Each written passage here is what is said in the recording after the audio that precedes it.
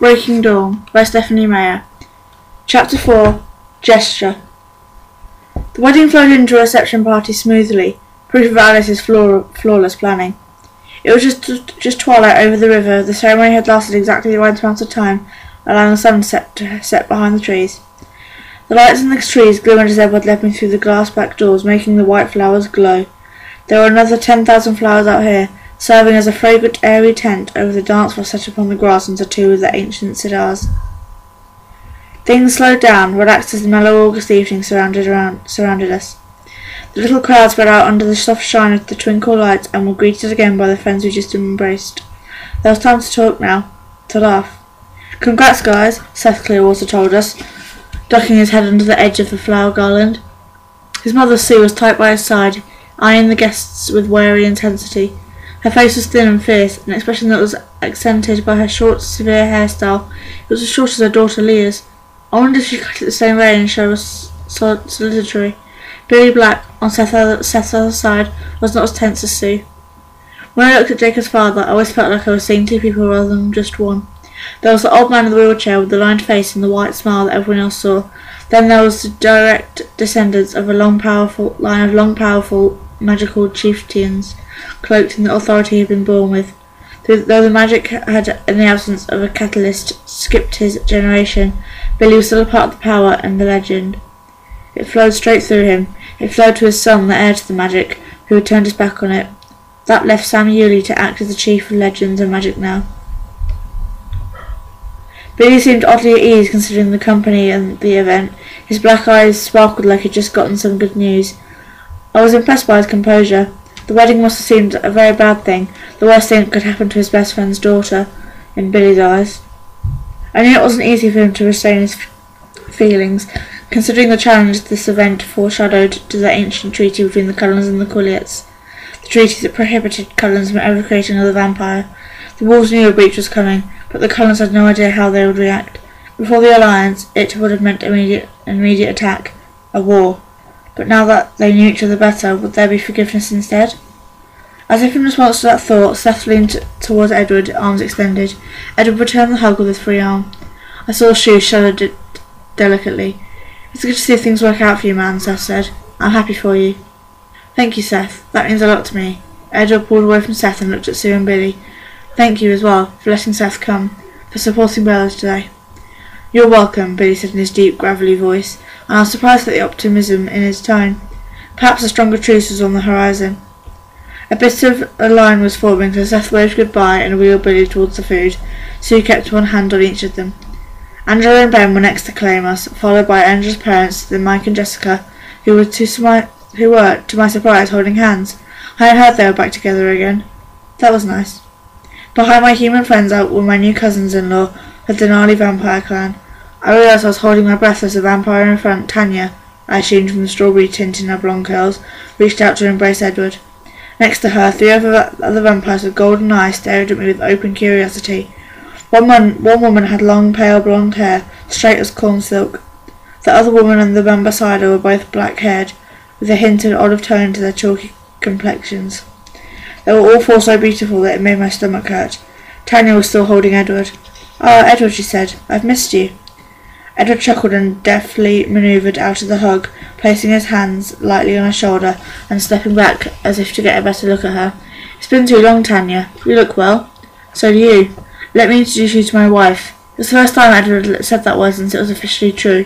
He seemed like he'd exploded with satisfaction saying it now. The Denali's all laughed lightly in response. "Tanya, this is my Bella." Tanya was every bit as lovely as my worst nightmares had predicted. She eyed me with the look that was much more speculative than it was resigned, then reached out to take my hand. "Welcome to the family, Bella," she smiled a little rueful. "We consider ourselves Carl's extended family, and I am sorry about the recent incident where we did not behave as such. We should have met you sooner. Can you forgive us?" "Of course," I said breathlessly. "It's so nice to meet you. The Cullens are all evened up in numbers now. Perhaps it will be our turn next, eh, Kate?" She grinned at the blonde. "Keep the dream alive," Kate said with a roll of her golden eyes. She took my hand from Tanya's and squeezed it gently. "Welcome, Bella." The dark-haired woman put her hand on top of Kate's. "I'm Carmen. This is Eliza. We were also very pleased to finally meet you. Me too, I stuttered. Tanya glanced at the people waiting behind her, Charlie's deputy Mark and his wife. Their eyes were huge as they took in the Denali clan. We'll get to know each other later. We have eons of time for that. Tanya laughed as she and her family moved on. As all the standard traditions were kept, I was blinded by the flashbulbs as we held the night over a spectacular cake, too grand, I thought, for our relatively intimate group of friends and family. We took turns shoving cake in others' faces. Edward manfully swallowed his portion as I watched in disbelief. I threw my bouquet with atypical skill right into Angela's surprised hands. Emmett and Jasper howled with laughter at my blush while Edward removed my borrowed garter, which I shimmied down to my ankle, very carefully with his teeth. With a quick wink at me, he shot it straight into Mike Newton's face. And when the music started, Edward pulled me into his arms for the customary first dance. I went willingly, despite my fear of dancing, especially in front of an audience. I'm just happy to have him holding me. He did all the work. I twirled effortlessly into the glow of a company of lights and the bright flashes from the cameras. Enjoying the party, Mrs. Cullen, he whispered in my ear. I laughed. That'll take a while to get used to. We have a while, he reminded me, his voice exultant, and he leaned down to kiss me while we danced. Cameras clicked feverishly. The music changed and Charlie tapped him over his shoulder. It wasn't nearly as easy to dance with Charlie. He was no better at it than I was, so he moved safely from side to side in a tiny square formation. Edward and Esme spun round us like Fred Astaire and Ginger Rogers. I'm going to miss you at home, Bella. I'm lonely already. I spoke through a tight throat, trying to make a joke of it. I feel just horrible leaving you to cook for yourself. It's practically criminal negligence. You could arrest me. He grinned. I suppose I survived the food. Just call me whenever you can. I promise. It seemed like I danced with everyone. It was good to see all my old friends, but I really wanted to be with Edward more than anything else. I was happy when he finally cut in, just half a minute after the new dance started. Still not fond of Mike, eh? I commented as Edward whirled me away from him. Not enough to listen to his thoughts. He's lucky I didn't kick him out, or worse. Yeah, right. Have you had a chance to look at yourself? No, I guess not. Why?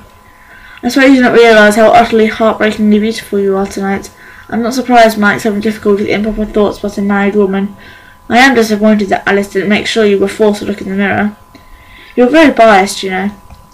He sighed and then paused and turned me around to face the house. The wall of glass reflected the party back like a long mirror. Edward pointed to the couple in the mirror directly across from us. Biased, am I? I caught just a glimpse of Edward's reflection, a perfect duplicate of his perfect face, with a dark-haired beauty at his side. Her skin was cream and roses. Her eyes were huge with excitement and framed with thick lashes.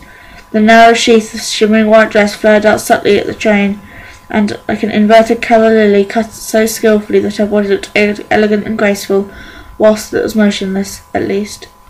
Before I could blink and make the beauty turn back into me, Edward suddenly stiffened and turned automatically in the other direction, as if someone had called his name.